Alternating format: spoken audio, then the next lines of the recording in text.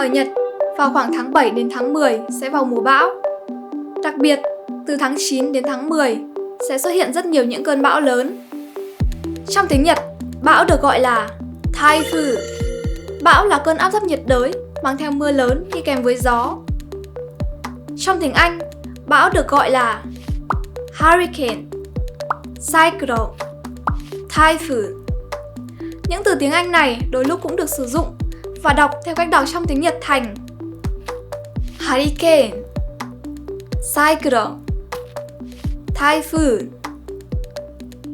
Những từ này về cơ bản là giống nhau, nhưng tùy vào nơi phát sinh hoặc độ lớn của gió mà sẽ chia thành những cách gọi khác nhau. Khi viết chữ Hán Typhoon, lưu ý đừng viết thành Okinakaze như thế này nhé. Từ Typhoon bắt đầu được sử dụng từ khoảng cuối của thời Minh Trị. Trước đó người ta đã sử dụng từ Nowake, nhưng bây giờ thì không còn thường được sử dụng nữa. Vốn dĩ, từ Typhoon đã sử dụng chữ Hán Typhoon trong tiếng Trung, nhưng sau đó chữ Hán được giản lược đơn giản hơn là Typhoon đã được đưa vào sử dụng. Để phân biệt các cơn bão, người Nhật thường đánh số hiệu cho những cơn bão đó. Cơn bão đầu tiên trong năm được gọi là Ichigo, và từ những cơn bão sau được gọi là Nigo, Sango. Vậy thì giờ mình sẽ giới thiệu những từ ngữ rất hay được sử dụng khi bão tới nhé. Tenkyoho, dự báo thời tiết.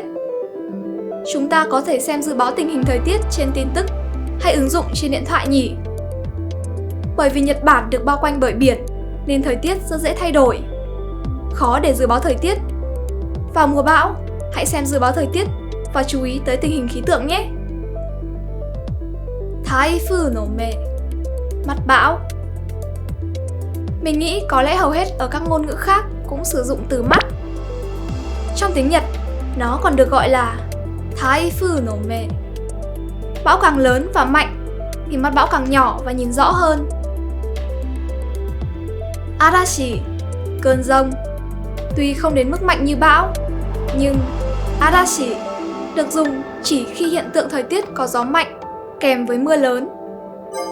Chữ Hán của nó được viết bởi Yama và Kaze nên rất dễ hiểu đúng không? Kyofu, gió lớn. Cơn gió rất lớn, nguy hiểm đến mức có thể làm đổ cây, vật hoặc cuốn bay đồ vật. Ở Nhật, hầu hết đều phơi quần áo ở ban công, nên hãy chú ý cẩn thận, quần áo bị gió cuốn bay mất nhé. Oame, mưa to. Trong mùa bão, lượng mưa lớn có thể rơi mỗi giờ, ảnh hưởng đến giao thông. Hãy chú ý xem dự báo thời tiết và lập kế hoạch di chuyển hợp lý nhé. Kozui, lũ lụt. Khi cơn mưa lớn trút xuống, những khu vực ven sông hay biển đều có khả năng gặp lũ lụt. Khi mưa lớn, nhất định không được đến gần khu vực sông nhé. Chiuiho, cảnh báo chú ý. Thiên tai có khả năng sẽ xảy ra. Hãy chú ý xem dự báo thời tiết và kiểm tra tình hình giao thông trước khi đi ra ngoài nhé. Keiho, cảnh báo. Thảm họa thiên tai lớn có khả năng sẽ xảy ra. Trừ những trường hợp vô cùng cần thiết thì nên hạn chế đừng ra ngoài nhé. Khi nàng, lánh nạn. Nếu như có chỉ thị lánh nạn từ thành phố nơi bạn sống thì hãy lánh nạn ở những nơi an toàn nhé. Hãy nhớ kiểm tra trước những địa điểm lánh nạn ở khu vực bạn sinh sống hoặc nơi làm việc. Khi lánh nạn, hãy bình tĩnh và hành động theo chỉ thị.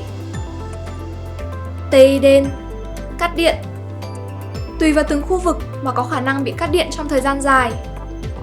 Chuẩn bị sẵn pin dự phòng, sạc điện thoại dự phòng, đèn pin là điều rất cần thiết. Đặc biệt để đảm bảo an toàn, hãy nhớ những từ như Chiuiho, Keiho, khi nàng nhé. Mùa thu ở Nhật mưa tương đối nhiều sau trận mưa lớn kéo dài. Bão có thể xuất hiện. Những lúc như vậy, tuyệt đối không được đến gần khu vực sông hoặc biển. Những người sống ở gần núi cũng chú ý đến khả năng sa lở đất nhé. Những phương tiện giao thông có thể bị ảnh hưởng. Hãy thường xuyên theo dõi tin tức hoặc dự báo thời tiết để nắm được những thông tin mới nhất nhé. Tốt nhất bạn nên chuẩn bị sẵn nguồn cung cấp dự trữ và pin. Ngoài ra, mình rất khuyến khích mọi người giao lưu tạo quan hệ với hàng xóm hoặc bạn bè ngay ở trong cuộc sống thường ngày, để khi thiên tai xảy ra, mọi người có thể giúp đỡ, hỗ trợ lẫn nhau.